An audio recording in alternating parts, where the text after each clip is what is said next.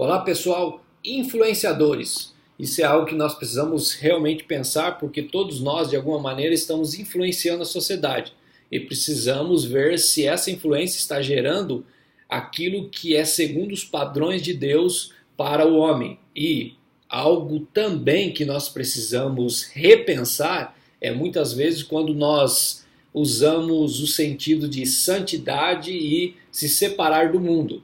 A gente acaba se separando tanto do mundo que não causamos mais impacto nas pessoas ou no lugar onde nós estamos vivendo. E se nós pegarmos a vida de Jesus e dos seus discípulos, eles estavam inseridos no mundo, obviamente eles eram separados, mas estavam ali convivendo com as pessoas e eles pregavam o evangelho, influenciavam as pessoas e impactavam a vida daquelas pessoas. Eu peguei dois textos, por exemplo, Mateus capítulo 4, versículo 23 ao 25, fala assim, percorria Jesus toda a Galileia, ensinando nas sinagogas, pregando o evangelho do reino e curando toda sorte de doenças e enfermidades entre o povo.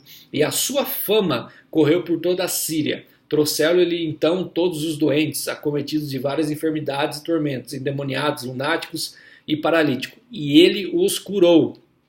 E da Galiléia, Decápolis, Jerusalém, Judéia e da além do Jordão, numerosas multidões o seguiam. Então, você vai ver que Jesus estava vivendo ali entre as pessoas e, ao mesmo tempo, ele estava influenciando aquelas pessoas, impactando, trazendo o estilo de vida, o padrão de Deus, que é o padrão do reino, para aquelas pessoas. E da mesma forma, esse evangelho ativo, que ele caminha para ir contra as trevas, também é lançado para os seus discípulos. Por exemplo, o envio dos discípulos, Mateus capítulo 10, versículo 8. Curai os enfermos, ressuscitai os mortos, limpai os leprosos, expulsai os demônios, de graça recebesse e de graça dai. Ou seja, o envio de Jesus para os discípulos era a mesma situação, era um evangelho ativo que ia impactando a vida das pessoas. E da mesma forma, Paulo, com uma ordem apostólica para todos nós, em Romanos capítulo 12, versículos 2, olha o que ele fala, e não,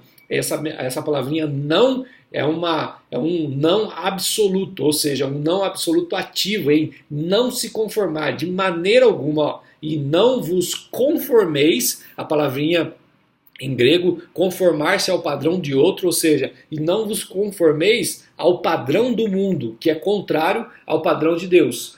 E vem lá, e não vos conformeis com esse século, mas transformai-vos, que é metamorfo, que é transformar, olha lá, mudar de forma, transformar, transfigurar. A aparência de Cristo foi mudada e resplandecia com brilho divino sobre o monte da transfiguração, que ele faz uma analogia de se transformar com aquilo que aconteceu com Cristo no Monte da Transfiguração, que os discípulos foram impactados com aquilo que havia no rosto de Cristo, ou seja, não vos conformeis com este mundo, mas transformai-vos, gerem o mesmo impacto, a mesma influência para as pessoas. Então, é como se fosse uma ordem para nós, na nossa geração, em influenciar e impactar a nossa geração. Existe um livro do DNA do Nazireu, que é do Low Anglo, muito interessante, que você pode ler e conhecer aquilo que ele está falando. Ele fala sobre o Nazireu do Velho Testamento e como eles se posicionavam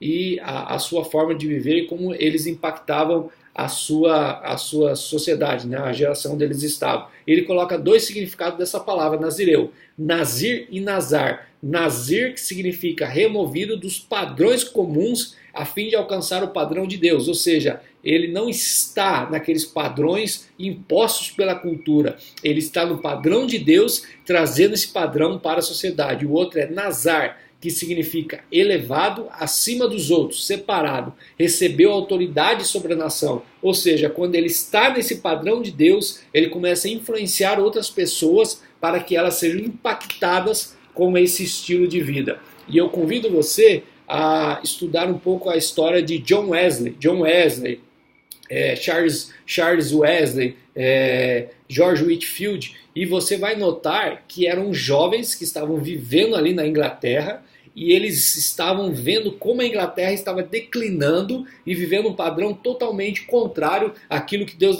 deseja para o homem. E você vê que eles se ajuntaram ali numa universidade em busca de santidade e eles acreditavam que realmente aquele evangelho que eles estavam vivendo era poderoso para impactar aquela sociedade. E foi o que eles fizeram, saíram pregar na sociedade e pessoas foram impactadas, mudou a nação, ou seja, eles acreditaram. E tem uma das frases de John Wesley que ele fala assim, ó, dai-me 100 homens que nada temam senão o pecado e que nada desejam senão a Deus e eu abalarei o mundo.